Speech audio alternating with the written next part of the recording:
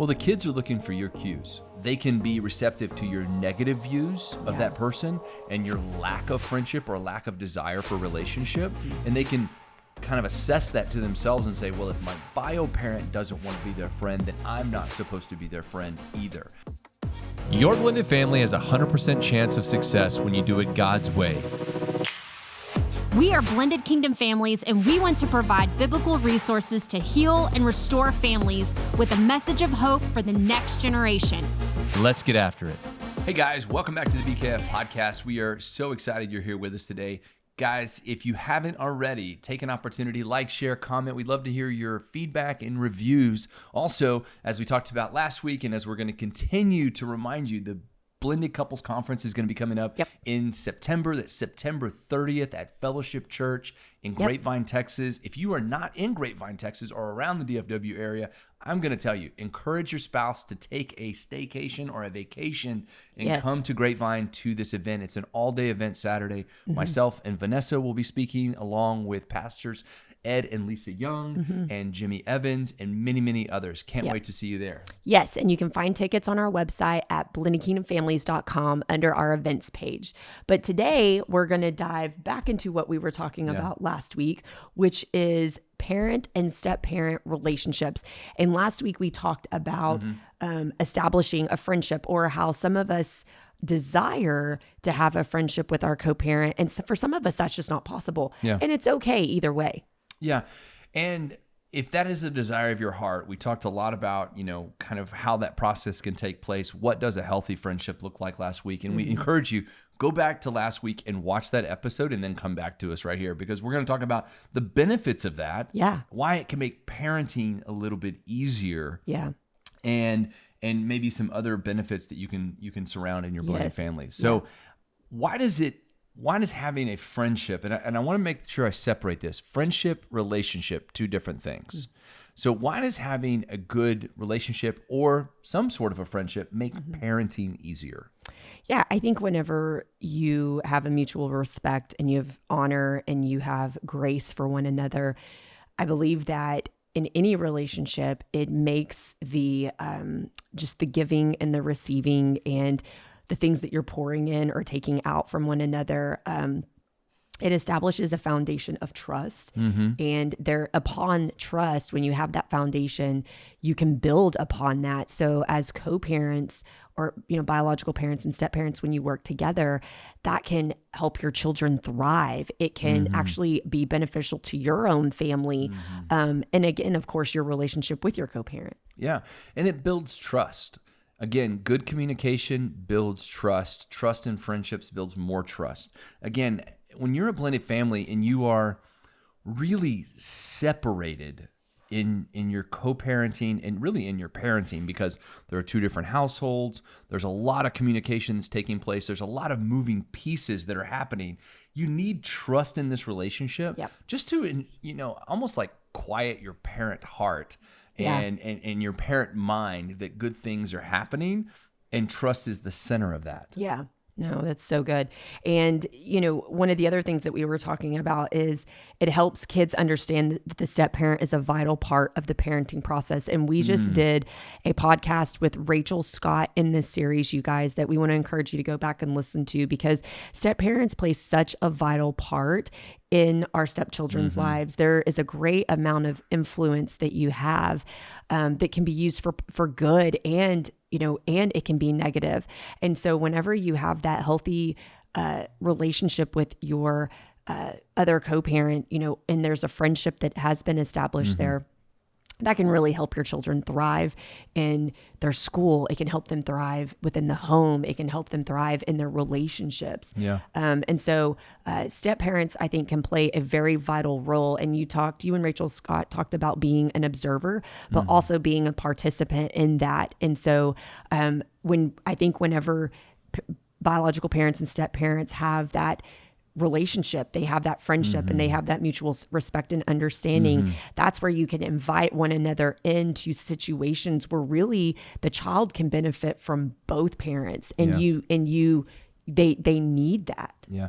Well, the kids are looking for your cues.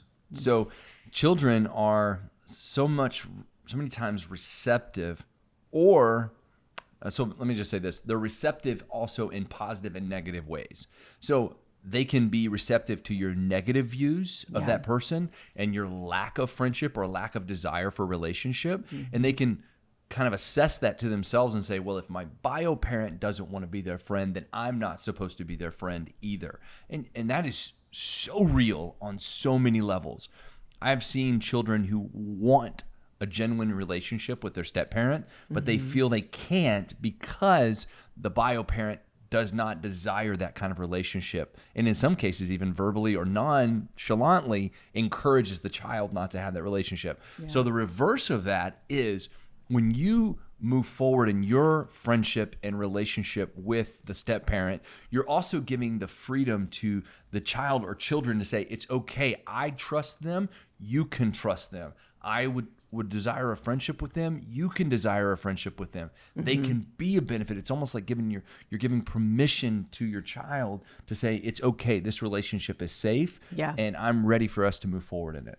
Yeah, and I think the great thing about when we can develop a friendship or a healthy relationship with our other parents is it allows us to be peacemakers in the home. And I'm in the book of Matthew right now, and it talks about, blessed are the peacemakers. And so whenever we can establish that peace in our home and in relationship, again, that goes back to the children and how they're going to benefit from that and what they're going to take out of the home and then spread into the world and in their community and at school.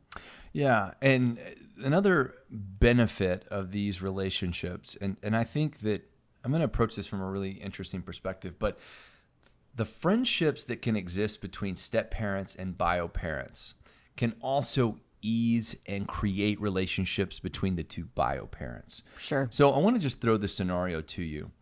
You're remarried, and your new spouse now has an affinity or desires a friendship with your ex-spouse. Now, in your mind, you're thinking, oh my gosh, do you not remember all the horror stories I told you? Yeah. Do you not remember all the things that were going on? Well, I'd like to remind any bio parent that's out there, understand that those situations, first of all, usually in most cases go both ways. Yeah. So it's usually not just one. Yep. And the toxicity that existed was magnified over and over and over and again, and you got to experience that in real time. But your new spouse doesn't have that. Yeah.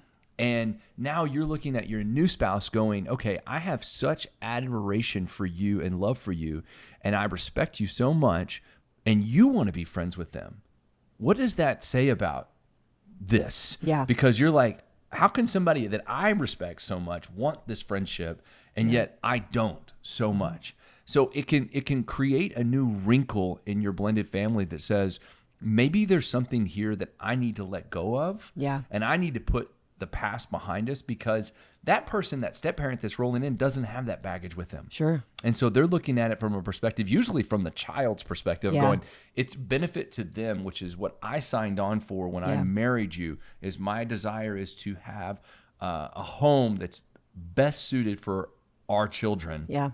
And so part of that is I need to make sure that I am extending the olive branch to your ex-spouse so that we can have some type of relationship or friendship that would be best beneficial for the children.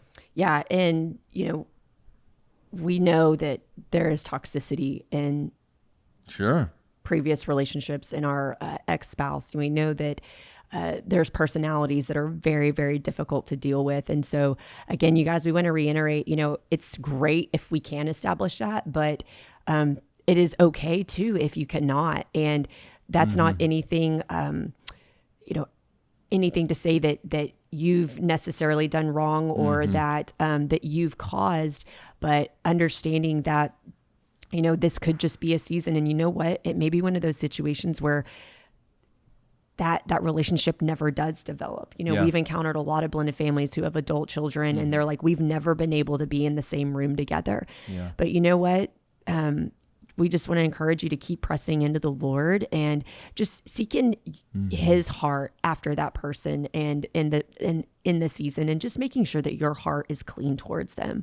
We don't want to harbor any anger or resentment, but we want to be free of that. And we want to be, we don't want to be enslaved or in bondage to that, because that's really where the enemy has control. Even if we don't speak to them, we can still be enslaved and be held in bondage by our anger and resentment towards them. But whenever we can just forgive and lay that down at the foot of the cross, then we can just walk in freedom. And that can be with a relationship and friendship or without one. Either way, having that foundation in Jesus and standing on his word, that's what's going to sustain you. Yeah.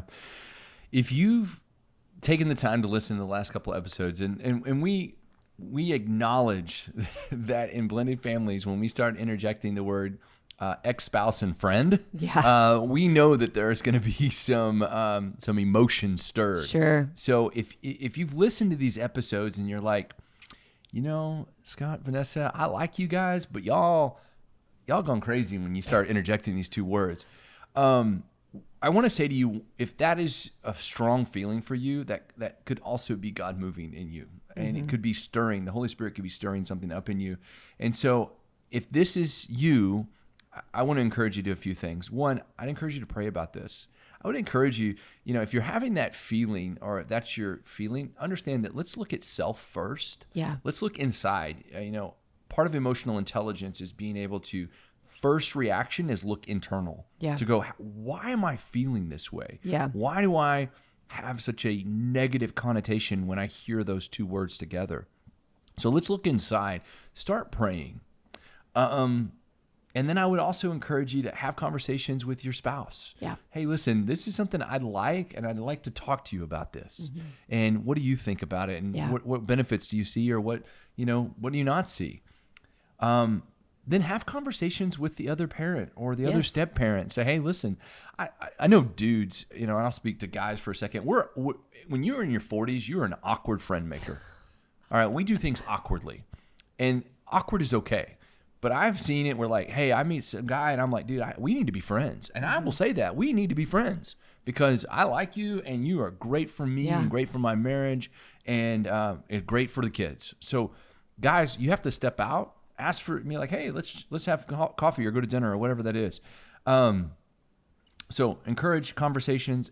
And lastly, I would just say, if it doesn't work the first time, don't be afraid to try again. Yeah. You may just not have hit it at the right time. You just may not have approached it right in the situation. Sure. So keep trying. Guys, I hope that you've enjoyed this episode. Again, I know it's touchy, but we're just trying to encourage you to reach out and try something new. Yeah. So guys, hope you've enjoyed this. We'll take care and we'll see you next week. Be blessed in all that you do. Hey guys, so glad you were here with us today, and I hope you enjoyed today's episode. And you can find more resources from Blended Kingdom Families at blendedkingdomfamilies.com. Join us again next time as we hang out with more amazing podcast guests. And remember, nothing will be impossible with God.